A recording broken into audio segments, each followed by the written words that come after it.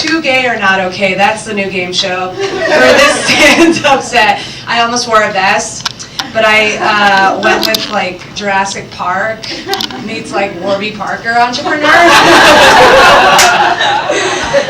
So I'm ready to run. Okay, great. We're having a good time. What are you drinking?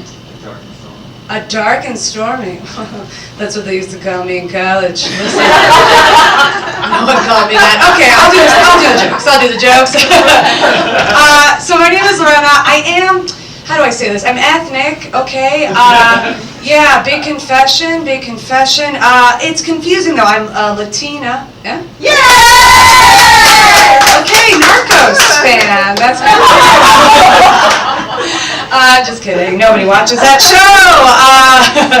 No, but so I am Latin, but I think what gets people like off guard is that I have resting colonial man face. Yeah, no, it's unfortunate. I thought it was because I had a short haircut, right? For a long time I had short hair. You know, she's blessed. And I went to go speak at a career day. Okay, I went to this elementary school because 11-year-olds were like, what are female comics doing? And I was like, I have answers. So I go, and I get introduced, and I'm like, okay, it's happening. And I get on, and before I can even speak, this little girl was like, wait a second, you're a girl?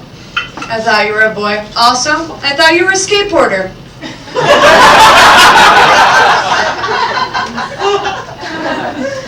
That's fair. So I grew out my hair, right? But now what's happening, I'm sort of giving off more like Dominican Prince vibes, okay? Yeah, you're welcome.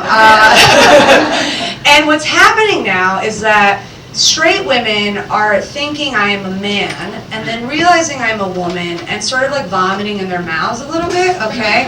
Because their lives are like crumbling before them, okay? And I'll give you an example. Now this is a big example and I want you to walk with me, okay? You know, Jesus walks. Is that a thing?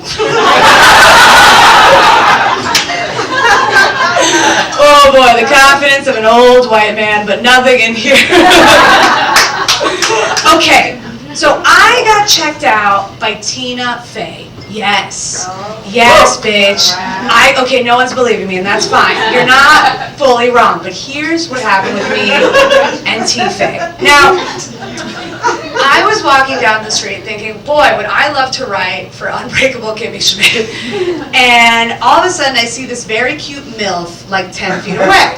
Right? I also have a MILF radar. You're welcome. So when the straight girls look at me, I feel the presence, right? I'm feeling the energy. I'm feeling the cockles glowing. And I was like, great. And what happens is it's 3 looks. So the first one is she's looking at me, feel the presence. I'm like, all right, got it. Listen, ma'am, like keep it moving. Second look, I look at her and I'm like, oh, this MILF is cute, okay? But also, she's realizing now, like, the cogs are turning, like, maybe this isn't, you know, Justin Bieber. You know what I'm saying? Like, this is maybe more like Thomas Jefferson's, like, younger sister. And by the third look, she's vomiting in her mouth because she's realizing I'm a woman. I'm vomiting in my mouth because I realize it's fucking Tina Fey walking down the street. Her husband's vomiting in his mouth because that's what he does, okay? That's just what he does. Have we seen him? Oh, could have been me. Okay. Great, we're strolling along. All right, so I'm a Latin. My mom is like Sofia Vergara, basically, okay? You know, just a wonderful body, unfortunate face. So, okay, she knows it, I know it. We're moving on. My dad is who I really want to talk about because my dad is like the Robin Hood of lesbians, okay? All right? He steals from the straights to give to me, all right? And what my dad did one time is he's a teacher, bless his heart, and he brought home dental dams for me. Yeah. And he was like, here to go, I just want to make sure they're safe. But what are these? And I felt bad, so I was like, well, Dad, a dental dam is like, you know when someone's getting cloned in a movie and their hands trying to come out of the goop That's like what a tongue looks like when you're trying to like, and then the clone's hands. Okay, a lot of uptight people. Okay, I'll move past that. That's what it looks like for me when I am using a dental dam. I don't use them anymore. But I could. I'm single, you know. I'm not single, but I am. But I'm not. But I could be if you are a top dollar. Why am I speaking? Okay. No, so I do have a girlfriend. Very single, but I do have a girlfriend. Don't worry. Very available.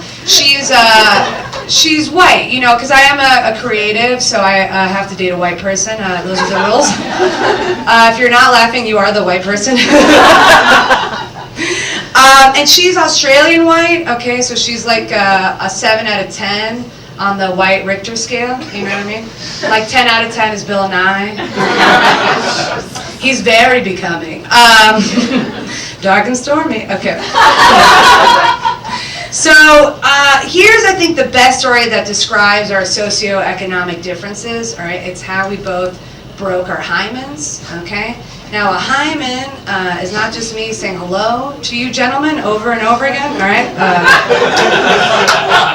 I'm here to slow it down for you, okay? Good old Grandpa Russi.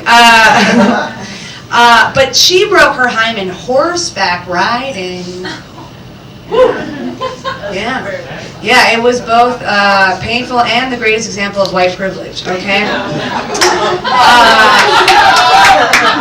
I mean, I couldn't afford the horse. The way I broke my hymen was that my friend dropped me on a piggyback ride, okay? I literally had a metaphor of an animal.